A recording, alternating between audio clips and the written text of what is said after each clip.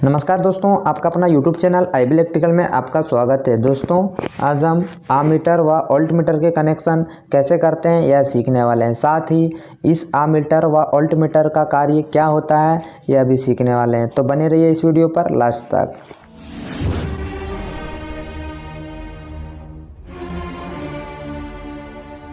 तो दोस्तों, आप देख रहे होंगे कि हमारे पास पे एक एनालॉग वोल्टमीटर रखा हुआ है और एक एनालॉग आमीटर रखा हुआ है। तो दोस्तों, सबसे पहले बात कर लेते हैं कि आखिर हम वोल्टमीटर की पहचान कैसे करते हैं। तो दोस्तों, आप देख रहे होंगे कि इस पे V लिखा हुआ है और AC का सिंबल लगा हुआ है। तो इसी से पता चलता है कि यह वोल्टमीटर है। और दोस्तों, एम्पेयर मीटर की पहचान के लिए हमें यह देखना होता है कि इस पे A लिखा हुआ है और इसमें AC सिंबल लगा हुआ है। मतलब यह जो एम्पेयर मीटर व वोल्टमीटर है यह AC सप्लाई पर वर्क करते हैं। तो दोस्तों, अब बात करते हैं इनके कनेक्शन की। तो दोस्तों, सबसे पहले हम वोल्टमीटर के कनेक्शन कैसे करते हैं यह देख लेते हैं। तो दोस्तों, वोल्टमीटर के कनेक्शन के लिए पीछे में 2 पॉइंट दिए हुए हैं। आप देख रहे होंगे कि यह 2 पॉइंट दिए हुए हैं। उसी प्रकार हम आमीटर पे भी देख लेते हैं कि कनेक्शन का पॉइंट किस साइड है। तो आप देख रहे होंगे कि आमीटर पे भी 2 पॉइंट दिए हुए हैं।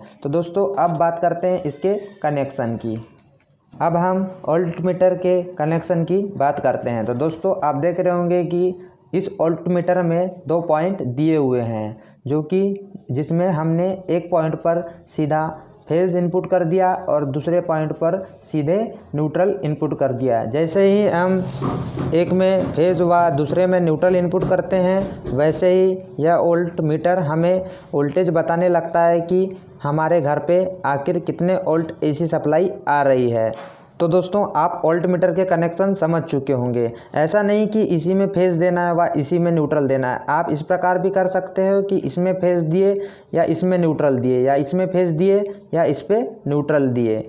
वो आपके ऊपर डिपेंड करता है कि आप किस पॉइंट पर न्यूट्रल व किस पॉइंट पर फेज देना है। लेकिन एक पॉइंट पर फेज व एक पॉइंट पर न्यूट्रल ही कनेक्ट करना है। तो दोस्तों, आप वोल्टमीटर के कनेक्शन समझ चुके होंगे। अब बात करते हैं आमीटर की। तो दोस्तों, आमीटर के कनेक्शन के लिए भी 2 पॉइंट दिए होते हैं। तो दोस्तों, सबसे पहले हमने क्या किया, फेज को लिया और आमीटर के पहले पॉइंट पर कनेक्ट कर दिया। इसी के बाद जो हमें दूसरा पॉइंट है उसी से आउटपुट निकला और हमारे उपकरण पर जाके लग गया।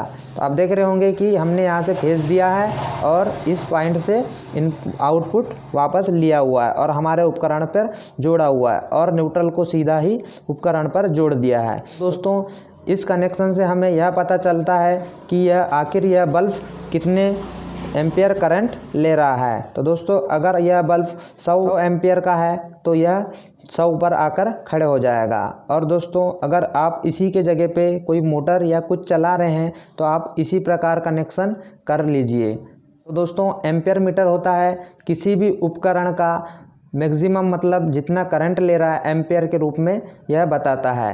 तो आप दोस्तों, आप भी इसी प्रकार करिए। ऐसा नहीं कि इसी में न्यूट्रल दे दिए और इसी पे फेज दे दिए। आपको एक पॉइंट पर फेज इनपुट करना है, दूसरे से आउटपुट लेना है और हमारे उपकरण को देना है। इसी के बाद हमें न्यूट्रल को सीधा देना है। और दोस्तों, जैसे कि हम इन सभी को कनेक्ट करने के बाद हम जैसे ऑन करते हैं, वैसे ही हमें पता चल जाएगा कि आखिर हमारी मशीन व कोई उपकरण कितने एम्पियर करंट ले रहा है। तो दोस्तों, इसके कनेक्शन इस प्रकार किए जाते हैं। तो दोस्तों, मैं उम्मीद करता हूं कि आपको आमीटर व वोल्टमीटर के कनेक्शन समझ आ चुके होंगे। अगर आपको समझ नहीं आए होंगे तो कमेंट बॉक्स पर कमेंट कीजिए और इलेक्ट्रिकल से जुड़ी जानकारी के लिए हमारे चैनल को लाइक व सब्सक्राइब करना ना भूलें। धन्यवाद।